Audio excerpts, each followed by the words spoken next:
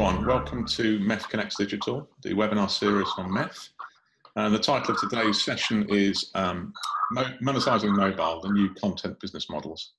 My name is Tim Green, I'm the Features Editor for MEF, and I'll be moderating today's session. Before we begin, some housekeeping briefly. You're watching a MEF event, so what is MEF? MEF is a mobile global trade body that represents stakeholders in the mobile content and commerce space. It provides its members with a global platform for networking, collaboration and advancing industry solutions. So today's session will be about 40-45 minutes in length. It will be recorded, so you can share it with any colleagues who've missed it. And there will also be a write-up on the MEF blog. Now, if you want to ask questions at any point, I would ask you to please click on the Q&A button below, where you will, it's fairly straightforward, you'll be able to submit your questions there.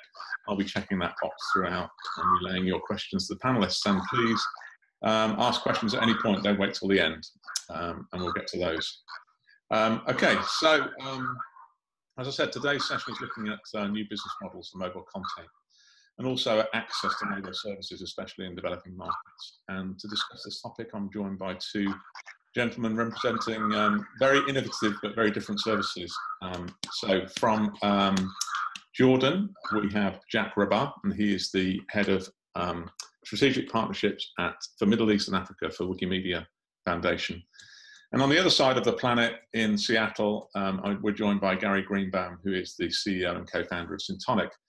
So, as I said, pretty different areas of the business, but should make for a good chat. So, Jack, I'll come to you first. Briefly, a lot of people everyone really should know what Wikipedia is.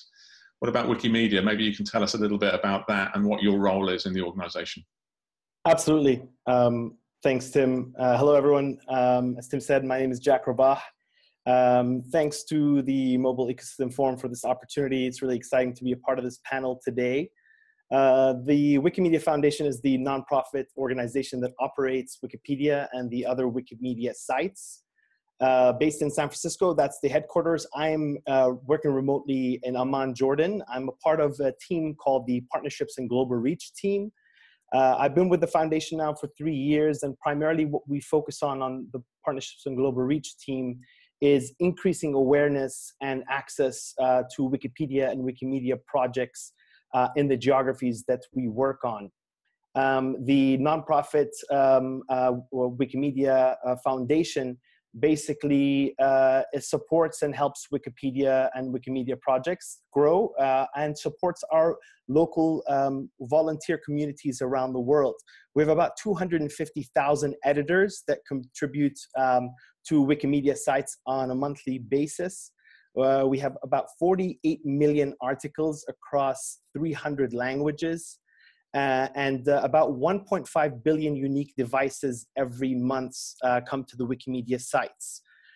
So massive project. We're the fifth largest website in the world. And I'm excited today to talk to you a little bit more about some of the partnership opportunities that we're working on, and also discuss some opportunities with the MEF members around ways where we can potentially collaborate.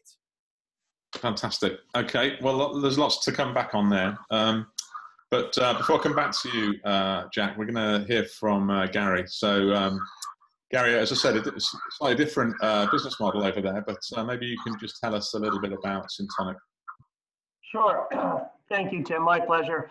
First, I would like to thank MEF, Tim, and Sam for inviting me today to talk about, I think, our unique business and value proposition. As was mentioned, my name is Gary Greenbaum. I am the CEO and co-founder of Syntonic. We are a Seattle-based company. However, our operations span roughly 17 time zones around the world. We provide a platform service to mobile carriers that enables them to participate in this new growth opportunity around the app economy. Specifically, our platform enables a concept called sponsored data and data rewards, and we'll talk quite a bit about that during the session. But what that allows is third parties like brands and app providers and content publishers to actually pay for mobile access on behalf of a consumer. And as you can see, this really is a win-win opportunity for all parts of the mobile ecosystem. For carriers, this is new opportunities to grow new revenue streams and to grow ARPU. For brands, this is a very cost-effective way of acquiring and engaging with new customers. And then clearly for consumers, getting free access to free mobile access is a great benefit. So we've had great response from the carrier industry, who's very keen on growing ARPUs and growing overall revenues to date. So pleasure to be here, and happy to talk much more about what we do, the value proposition we provide. Excellent, thank you.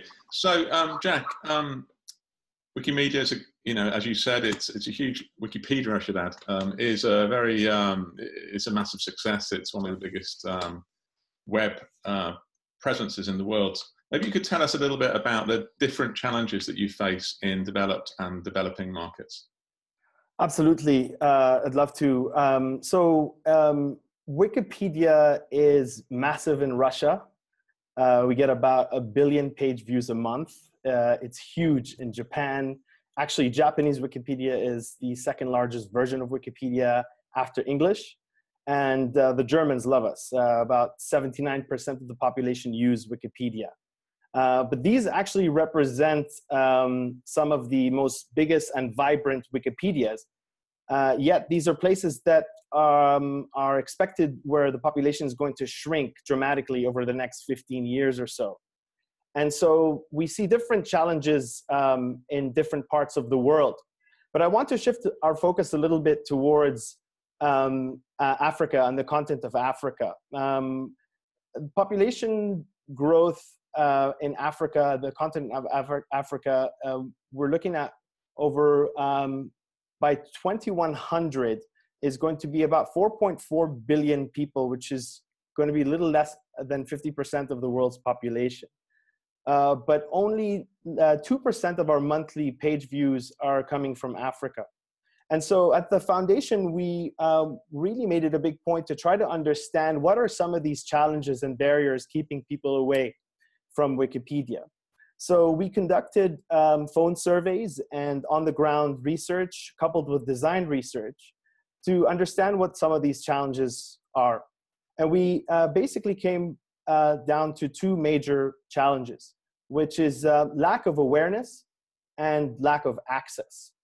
And so with this, just to give you some examples, in India, only 1 in 3 people has heard of Wikipedia. In Nigeria, 1 in 4 people, and in Iraq, only 1 in 5.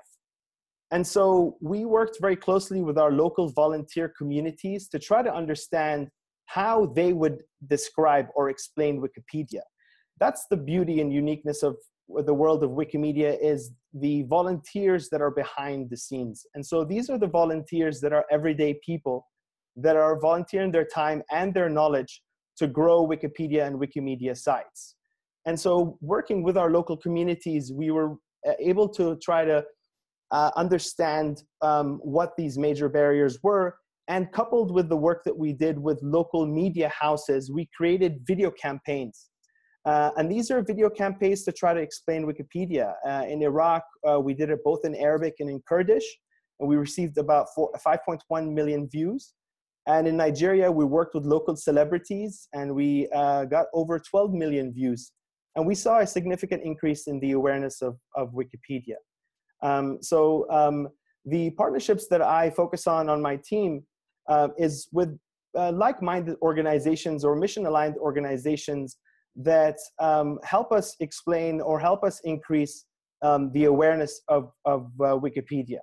And so one thing that's really important to understand here is that the local communities are facing different challenges that we try to support at the foundation. And so the different departments within the foundation work on different projects and initiatives to try to support these local communities.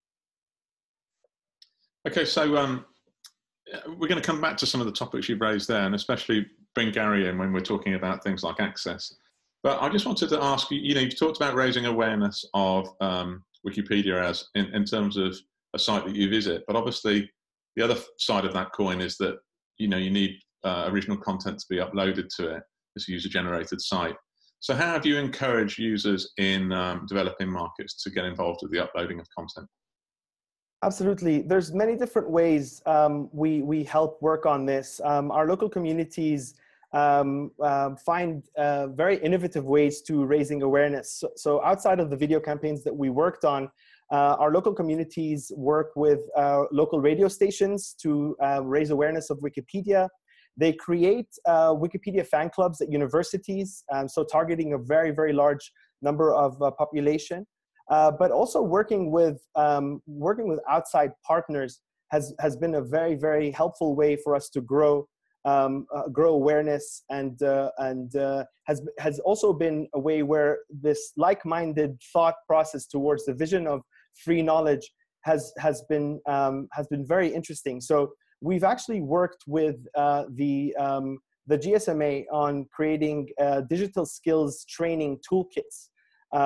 Something called the MISTT, the MIST, which is Mobile Internet Skills Toolkits, where mobile operators train their salespeople to train customers on the ground.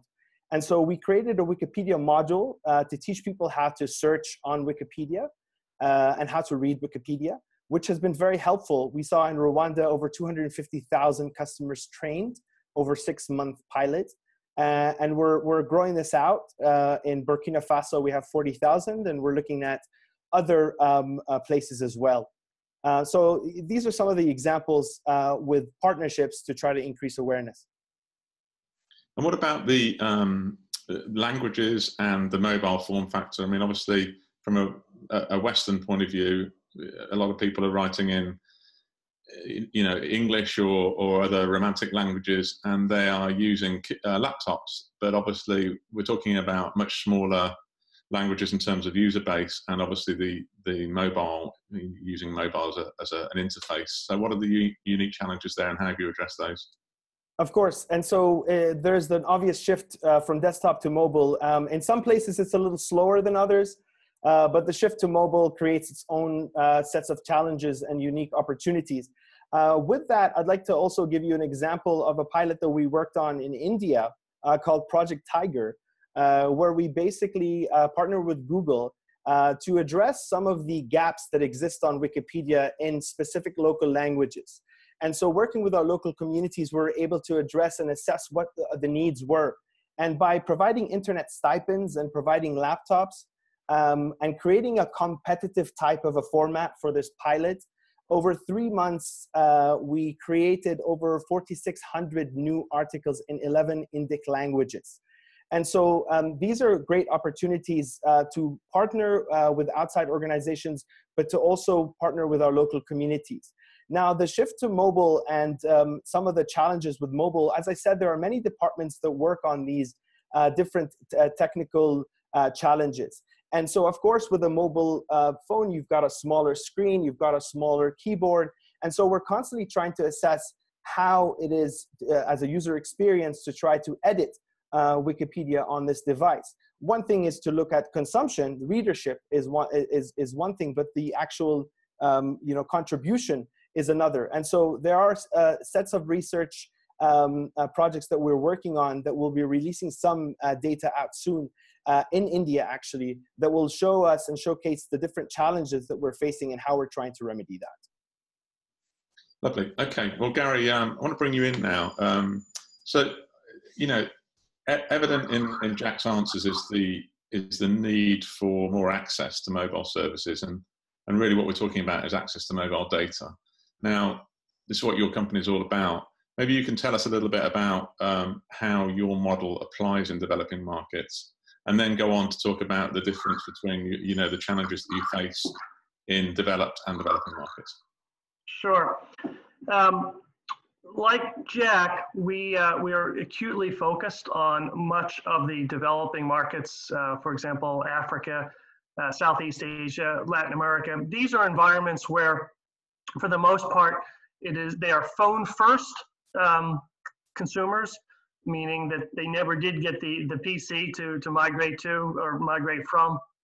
Second, data tends to be relatively expensive in these regions. as mobile data is relatively expensive, particularly when normalized by household incomes. And really the value proposition where third parties are willing to pay for that access, I think resonates most effectively in these regions. So we've, most of our carrier relationships and engagements really have been more in the developing and emerging markets. That said, there are some interesting things that we are doing in more of the developed worlds where the difference there is obviously data is relatively inexpensive. Here in the United States, and Tim, I'm sure you appreciate in London, data is really a commodity. Voice data and text are commodities. The way the carriers are competing with commodity is really price, which is not necessarily a good place to be. And because you can't really differentiate, and it's a death spiral essentially to zero for mobile carriers. However, there are several pockets of opportunity. Number one, international roaming is one that we are participating in a big way.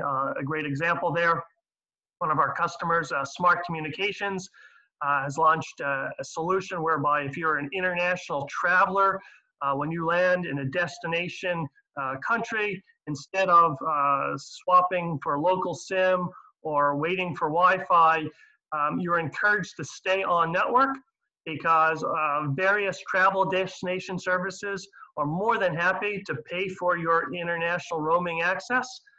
This truly is a win-win again for everyone in the value chain here. From the carrier perspective, you get to stay on their network. From a consumer, free international access.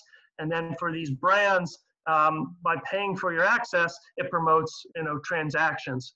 So that would be an example, I think, of the value prop around some of the things that we're doing in the developed market. But there are several others that we'll probably get to a little bit later that really goes to what the core technology of our platform does and how it can be applied more so in developed worlds. But for the most part, our focus, as I said, is the other 6 billion people that are phone first, that data is still an inhibitor or barrier to access, and where access is a necessity and not a luxury.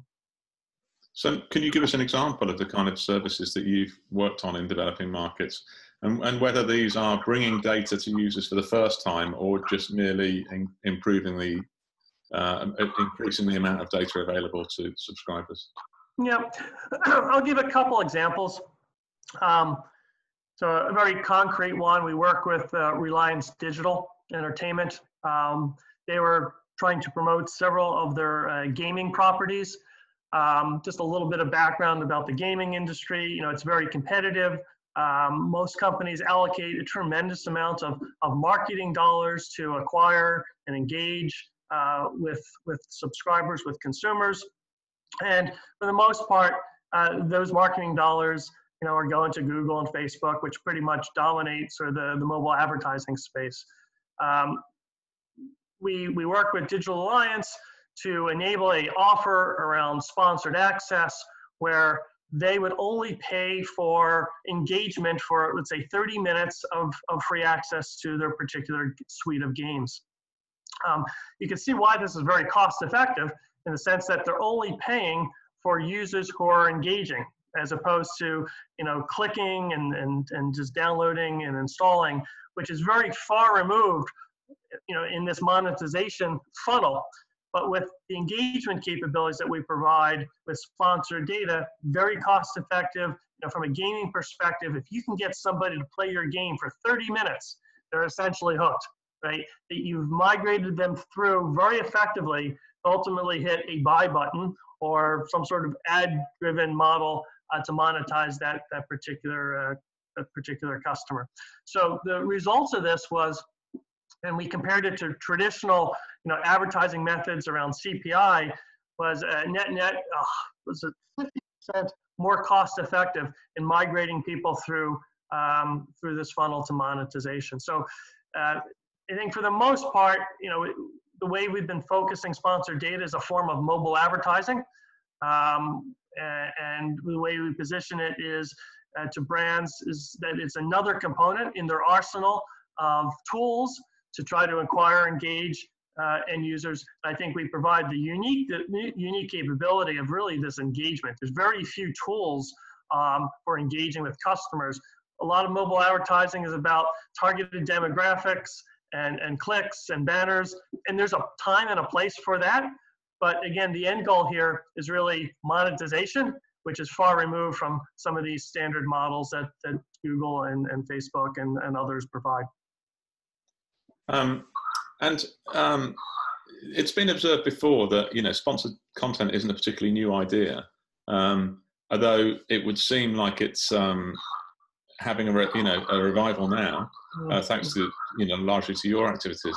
What is it about the MNOs that has made them pay attention to this? Because I'm sure that you have had interesting meetings with MNOs where objections have been raised. So why do you think, first of all, you know, why did they resist it before, and why is now different, do you think? Yeah, great question. You know, I started this company almost 6 years ago.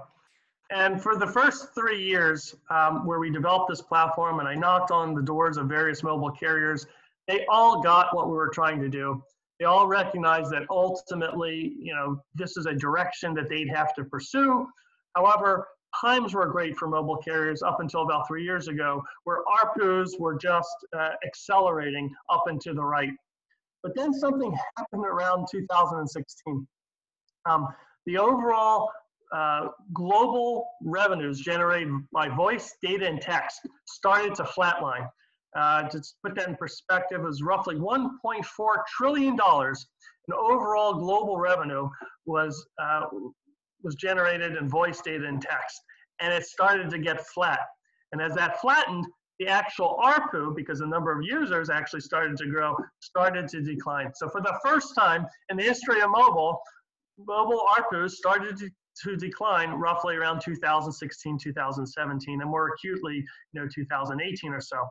And that was a trigger point for the carriers to really start thinking about other ways of monetizing their business. As I said earlier, if voice, data, and text you know, are really ultimately commodities, and it's not a good place to be selling commodity, particularly when you need massive capital to start growing 5G infrastructure services today. Now, the other trend that's happening, starting roughly around 2016, was the exponential growth of what I'll call the app economy. This is sort of those businesses that were built on the mobile infrastructure investments. So I'm talking to the Googles and the Facebooks and the Netflix and the Amazons and so on. And chiefly the revenues generated were around mobile advertising and mobile commerce. Those revenue lines crossed in 2016, like I said, at about $1.4 trillion. Today, the app economy is generating about $2.5 trillion versus that flatlined 1.4 trillion of mobile. So what has happened is the carriers are now, you know, looking at how do I grow my revenues. They see this huge opportunity in the app economy, of which they are participating a zero in today.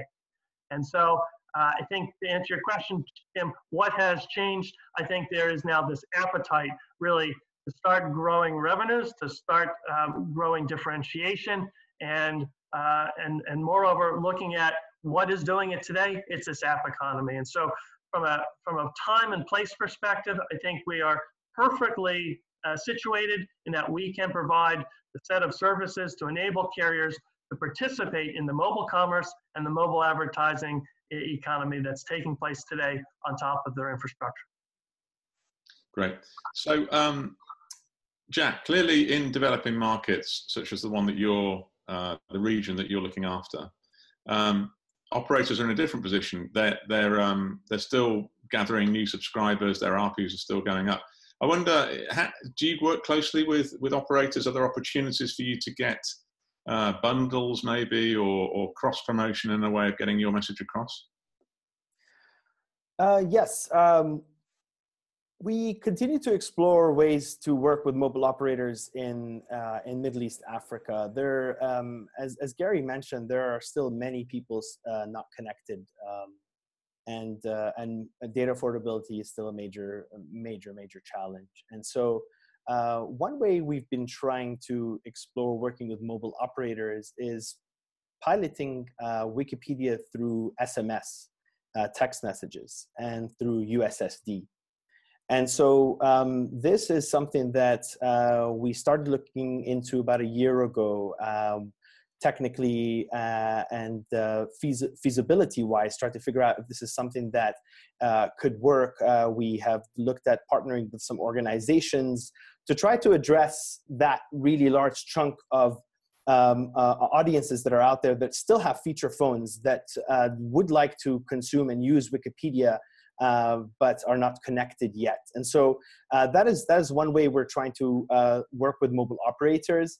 Of course, with that, and as Gary's mentioning, the changing in the topography, the mobile network operator scene has created some confusion from a regulatory standpoint around short codes and a few other things that is always that's always difficult to try to quickly remedy. So it's a long process that we're trying to figure out.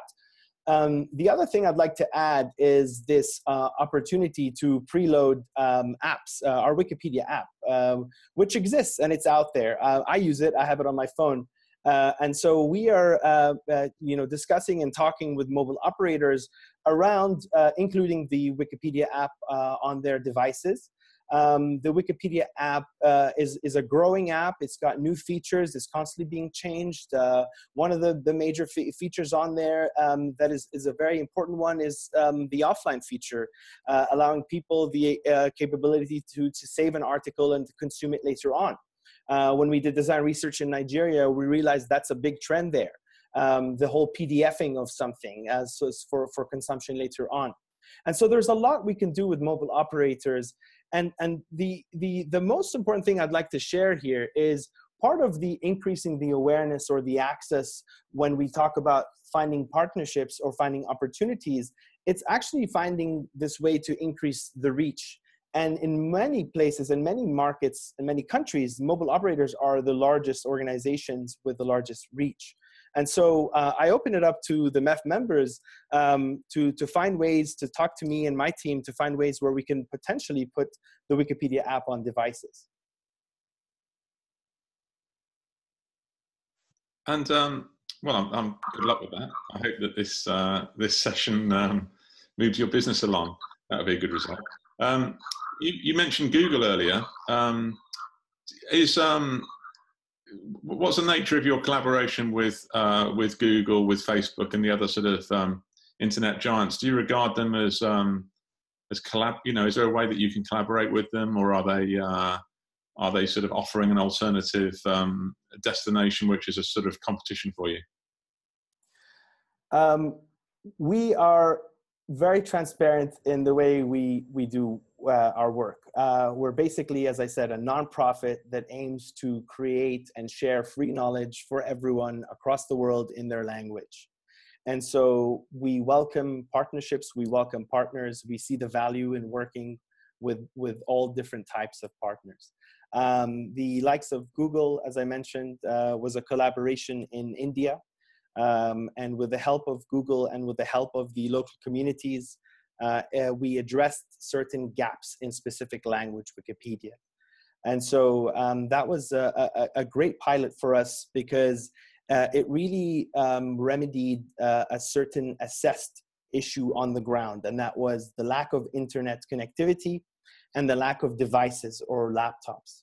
And so with this partnership, Google provided the internet stipends and the laptops. And with the work of our community, we were able to create these articles in their languages, over 4,600.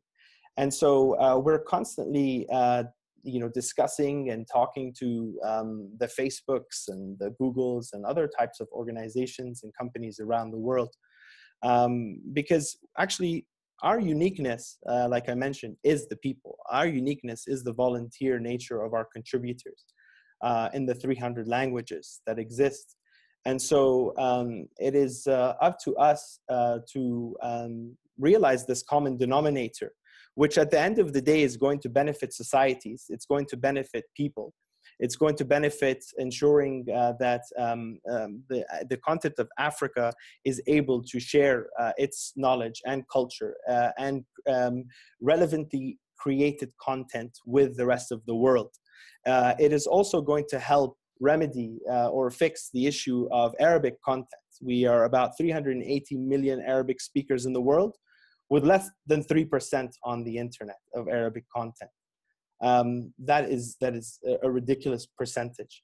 And so finding opportunities with partners to try and understand how we can help create this relevant content by the people is going to be a major goal that we're going to continue working on. We can create translation tools, we can create robotics and AI, but when it comes to actually understanding the culture of a person or a culture of a society, it's got to come from the people. Okay, so Gary, I was asking Jack there about Google, Facebook, and so on. You intimated in an earlier answer that these guys have come along and obviously stolen quite a bit of the lunch of the operators. You implied that the sort of business model of mobile advertising is good to a point. You know, it makes people engage, maybe arrive at a destination, but monetizing them from there onwards is trickier. So I know that you've just invested in a company's billing, direct carrier billing model. So maybe you can tell us how that kind of direct user monetization plays into your business model. Sure. Before I address that, I want to thank you for inviting me on this, because I think there's definitely some partnership opportunities we might have with Wikimedia and Jack on how to grow distribution, grow reach, and reduce that barrier for use, for access, essentially. Several things come to mind, Jack. I'm sure we can take it offline, but even little things like sponsoring the download of the application we find in certain regions of the world, that in and of itself is a barrier. I know the Wikimedia app is probably small, but still in these regions where data is expensive, is getting that app on the device is a friction, and it's something that we can work together to figure out how to reduce, particularly in the fact that many of the areas that you're talking about, we are focused and we have those carrier relationships. And we can do some really interesting things, either bringing in brands, because there's obviously lots of great brand affinity associated with Wikimedia, where third parties actually would want to enable that for consumers or subscribers in various countries. So I think this has been a great a great panel session, and I think there's some great follow-ups that we have together. Now, to address the question around direct carrier billing, it is the case. We purchased a mobile commerce platform that enables something called direct carrier billing in Brazil. This is about a month ago, and let me explain a little bit about what this is, and then about basically how it fits into to our platform service. Essentially, what direct carrier billing enables subscribers to do is to use their prepay or postpaid carrier account to engage in transactions, mobile commerce on their mobile phones. So no need for credit cards or scratch cards or other types of wallets, basically using that stored credit that you've established with your carrier for use in mobile commerce. So it really is a great solution for consumers. It's a great solution, obviously, for carriers who now can participate in the mobile commerce space that we talked about earlier. Why this was critically important for us is that when we provided this platform to mobile carriers, yes, we were able to move people through this funnel, acquire customers quite cost effectively, engaging with their products and services. But then when it came to hitting the buy button, okay, we found that in most of these emerging and developing economies, it's a rather balkanized state of affairs when it comes to mobile payment.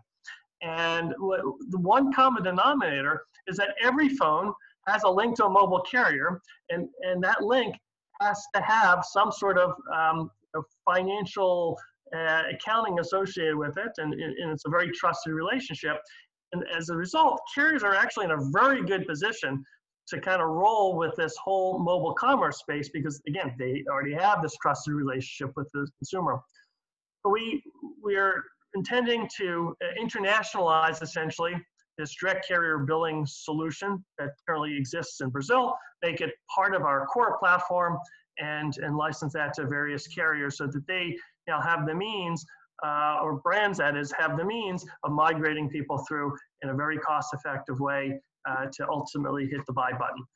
So we're really excited about it, and it makes a lot of sense. And as I said, it really is a win for everyone in the ecosystem. Consumers, even in non-credit card, non-banked environments, like the regions we talked about, still have a carrier relationship. And it's a very secure, it's a very trusted, it's a very safe and easy way of engaging in commerce over the mobile internet. Now, some viewers might, with some knowledge of Syntonic, might be aware that you also have a direct-to-consumer proposition as well as this kind of carrier partnership model. Can you tell us where you are with that, and how that balance between the two is struck?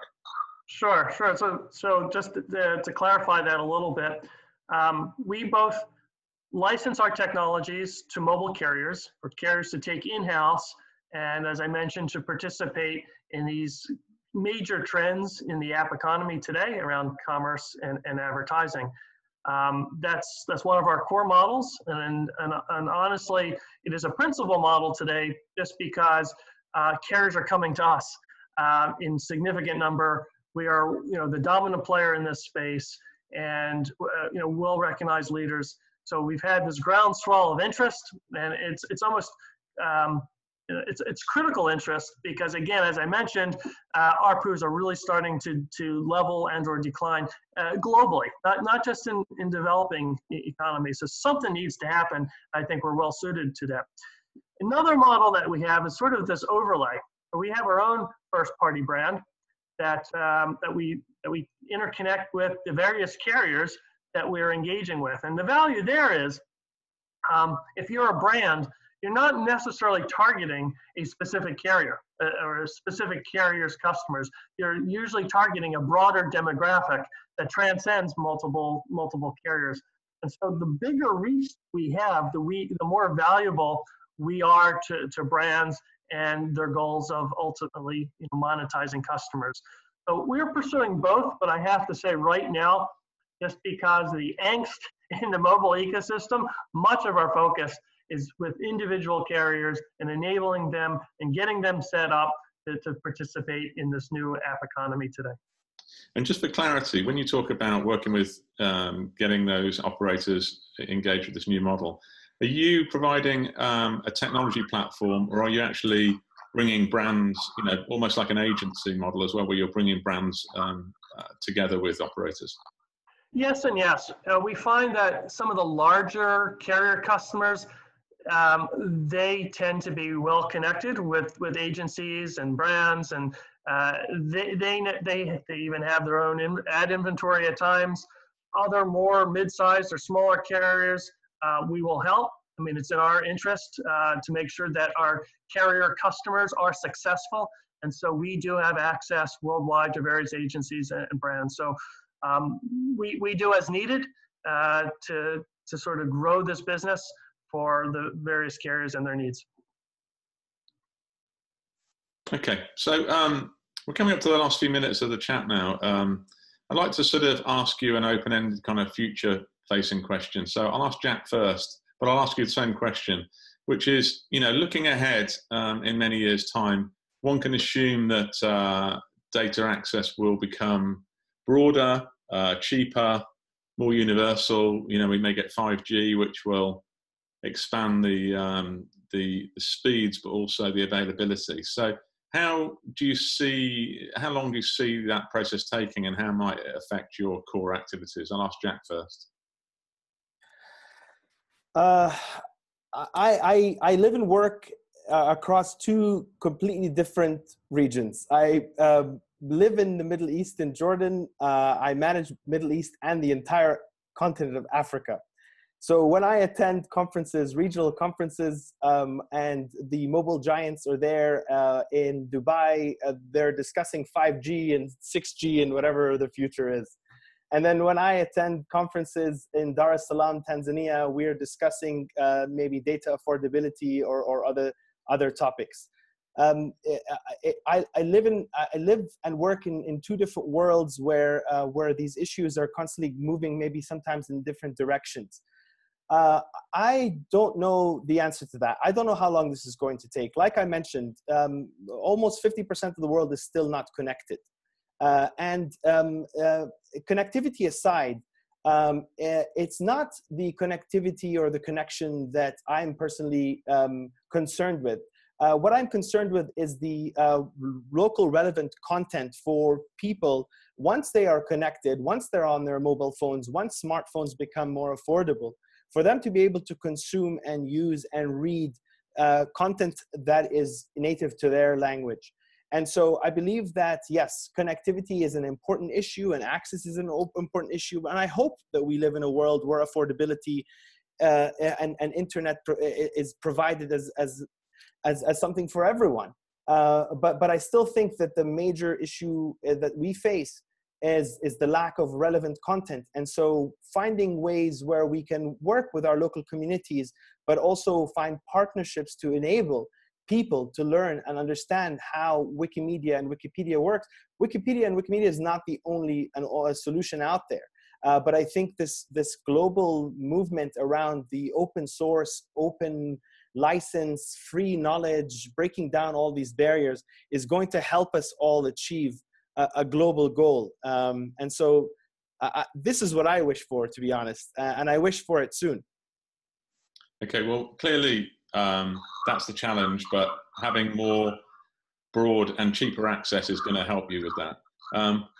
Yes. Superficial reading could be that maybe Syntonic might be more threatened by that eventuality, but I'm sure you have, you know, different uses of your technology which would allow for that. So maybe you could tell us, Gary, where you feel, how quickly you feel the market is moving towards this future and how you might adapt to it. Yeah, like Jack, you know, we live in two different worlds. And I think we are prepared to have multiple solutions for the different worlds that we live in. There is still and always going to be a question about how do you monetize access. It will never be zero and will never be free. There are real costs involved. You know, mobile advertising has been a proven solution for, you know, monetizing, you know, various goods, services. We don't see that necessarily going away anytime soon. I also don't think that, you know, for the other 6 billion that are now getting connected, you know, most are still 3G, migrating to 4G. I think we have a long ways to go before data gets relatively inexpensive compared to household incomes in those regions, in the developing and emerging regions. So I think we have plenty of runway for success. And I also, you know, even in developed markets, there's some really unique things we can do with our platform. You know, not to geek anyone out too much, but the real core IP of what we do is the ability to have contextual information around every byte of data, meaning we know what app is associated with every byte, and we have the means of installing policy or executing policy associated with every byte. And that puts us in a really interesting position around new business models. Things like quality of service levels, for example, associated with every byte, or different tariffs associated with every byte, or being able to enable different payment handlers associated, meaning different payments, different people paying for different components of different bytes. And so these are some of the discussions we're actually having with some of the carriers in these environments where it's more, data is relatively inexpensive. Something has to happen, and I think the core your question is, you know, what are the emerging business models, whether it's 5G, and, you know, there's some question about the sustainability of some of those models. You know, what is it that's going to get carriers out of this death spiral when I mentioned that there's always going to be a cost to access, and how do we monetize it? So you know, as CEO, I'm not overly threatened. I think we have huge runway, you know, certainly in the emerging markets, and, you know, we have technologies and solutions, I think, that can serve more of the developed markets when the time and place arises. Okay, Gary, thank you so much for your answer there. And thank you both. Thanks, Jack. Thanks, Gary. We've come to the end of our 45, 50 odd minutes. So I thank you both for a very interesting session. I remind the audience that we have recorded this and we will post the recording on the site and email you as well with a reminder of that. And we'll also be writing a blog post about this as well. So once again, thank you very much to our panelists. Thank you for watching. And until next time, goodbye. Thank you. Thank you. Thank you. Bye-bye.